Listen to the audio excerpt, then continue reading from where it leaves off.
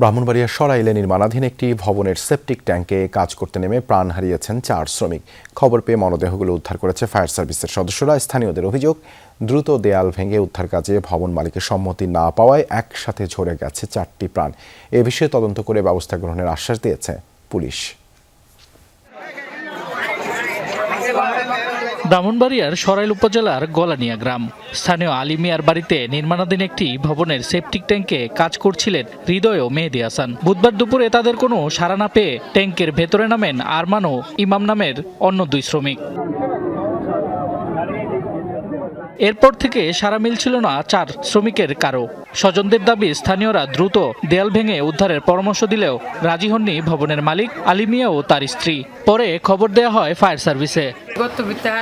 আর আমার বাড়ি বলে দিছে না, সবাই কইছে এই ওয়াল বাইঙ্গা বাই করতে হেরা যে মালিকে দিছে না ওয়াল ভাঙবার লেগে। বিল্ডিং এর দ্বারে উনি জরুরি মনে করছে, উনি মানুষগুলার জরুরি মনে করছে না, যার জন্য এই মানুষগুলা মৃত্যু হয়েছে।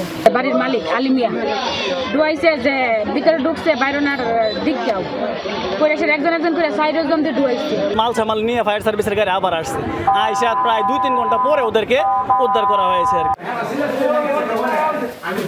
ঘটনাস্থলে পৌঁছে বিকেল 5:30টার দিকে সেপটিক ট্যাঙ্ক থেকে 4 জনের মরদেহ উদ্ধার করে ফায়ার সার্ভিস। প্রাথমিক ধারণা, পাইপ দিয়ে পুরনো সেপটিক ট্যাঙ্কের সাথে সংযোগ দেয় নির্মাণাধীন ট্যাঙ্কেও বিষাক্ত গ্যাস জমে।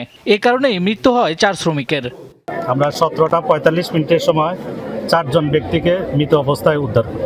ট্যাঙ্কিতে পড়ে পাওয়ার কারণে ওনাদের গ্যাসের কারণে মৃত্যুটা হচ্ছে বলে আমরা ধারণা করছি প্রাথমিকভাবে।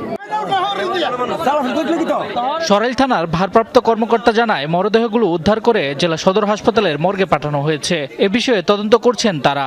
লিখিত অভিযোগ সাপেক্ষে ব্যবস্থা হবে। আমরা নিজেরাও ইন্টারনাল ইনভেস্টিগেশন, কারো অবহেলা বা বিচ্ছেদে থাকলে সেটা আইনানুগ ব্যবস্থা হবে। ঈদুল আজহার মাত্র কয়েকদিন আগে এমন দুর্ঘটনায় হতবাক নিহতের স্বজনরা। শামস তাবরিজ উচ্ছ্বাস, যমুনা নিউজ।